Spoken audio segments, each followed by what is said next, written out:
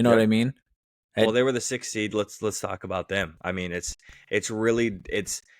Phoenix has like no draft picks until like 2031 or something fucking stupid. Like it's fucking crazy, dude. And you traded it all away for what?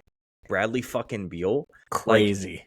like you can't defend the three at all. Your defense on the 3-point line is basically non-existent. That's number one. Number two, who the hell is ball handling for this team? Chris Paul. When you traded for Chris Paul, you made an immediate impact for a guy who was the ball handler. He's a vet. Imagine this is something I just heard recently.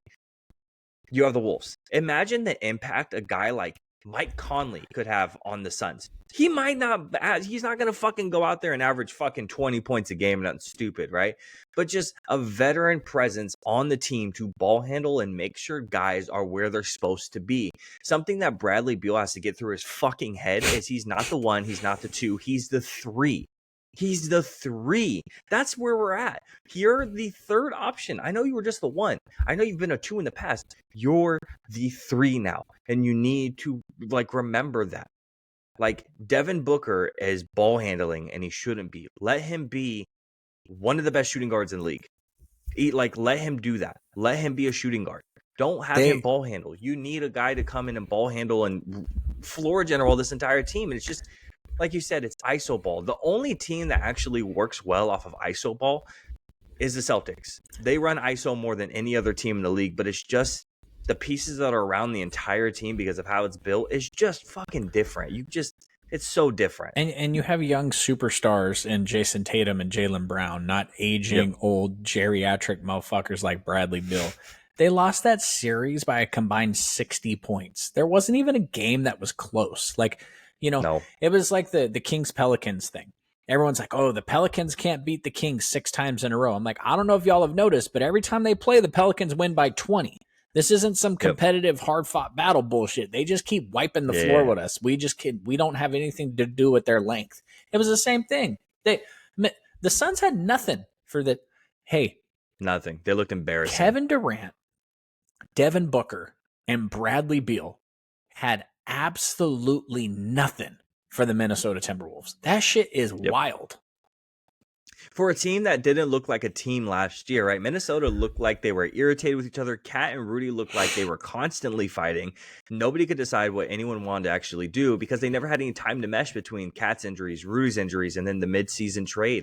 Well, Nobody had any time to gel. Ant just had to take over as the number one option on that team. Is kind of where he needed to Yep. emerge as the leader, and he did. Is it crazy that the biggest injury news of the postseason so far has been coaching?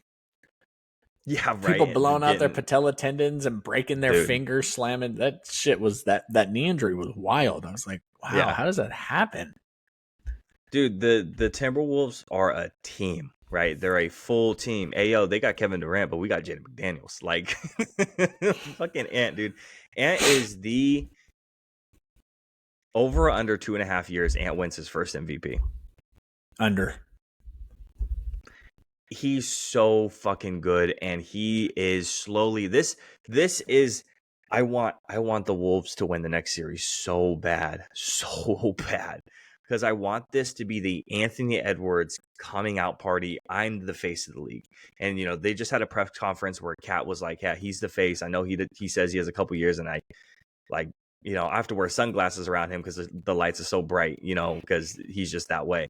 And that's Ant's the face, right? It's slowly, surely he has the personality, he has the swagger, he has the on-court presence, he has the leadership, and guys like Mike Conley are looking at him mic'd up in the huddle when Anthony Edwards like, you don't have to get me going. I'm always on. I'm always ready to go. I'm always here. And and Mike Conley's like, yo, take me there, Five. Like, take me, basically to the promised land. He's riding his hopes and dreams on this young kid. And then going back to the Suns on a press conference stuff, I forgot who it was, but the GM of the Suns was asked about just like the offseason stuff. Did you hear this? He was asked about it. I think it was today or yesterday, and asked about like the future of the Suns, and they're like, "Oh, we're going to be focusing on building around Kevin Durant." Apparently, fuck Devin Booker. We're going to be focusing on building around Kevin Durant. Check this. No team has ever unlocked Kevin Durant's true potential, and we hope to be the first. That motherfucker stood up there and said that. They're fucking done, dude. They're this franchise is so fucking done for like the next decade. It's fucking over for these fucking guys.